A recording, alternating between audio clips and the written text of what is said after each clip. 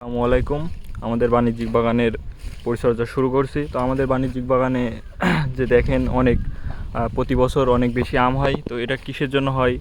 কারণ আমরা ঠিকঠাক মতো পরিচর্যা করি। তো পরিচর্যার ভিতরে আজকে আমরা আমাদের গাছগুলোতে পরিচর্যা শুরু করছি। তো কিছুদিন আগে আমরা সার দিয়ে রাখছিলাম, মিশ্র সার পর্যাপ্ত পরিমাণ। আমরা যেটা দিব হরমোন। তো এই হরমোন দেওয়ার জন্য আমরা গাছের চারি সাইডে রিং করে নিছি।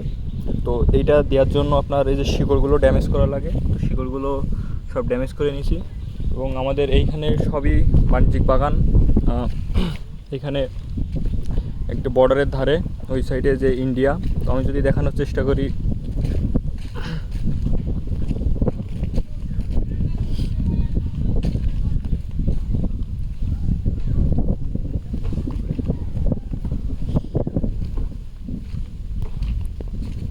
তো আমি একটু দেখানোর চেষ্টা করছি জুম করে।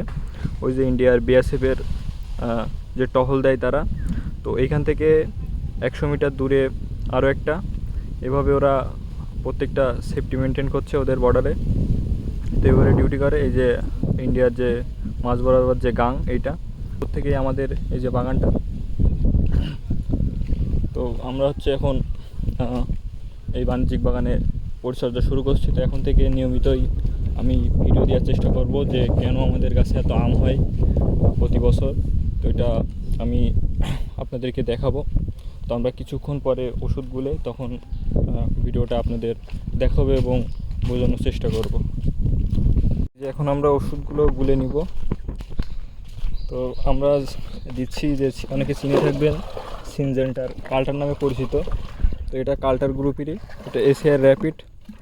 তো এটার বডি রেট দেওয়া আছে 4100 টাকা। তো আমরা জানি মূলত গাছের গ্রোথ বেশি থাকলে ফলন পাওয়া যায় না। তো এটা দেওয়ার কারণে গাছের গ্রোথ থেমে থাকবে, এর কারণে অধিক ফলন পাওয়া যাবে। ওইটাই যে শিকড়গুলো আমরা ড্যামেজ করে নিছি।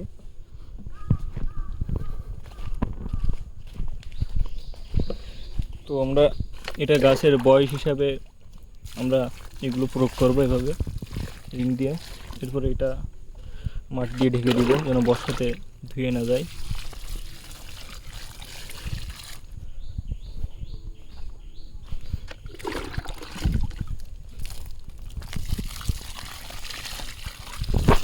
তো এই যে আমরা মাটি চাপা দিয়েছি, আর এটা করতে অনেকের প্রয়োজন হয়।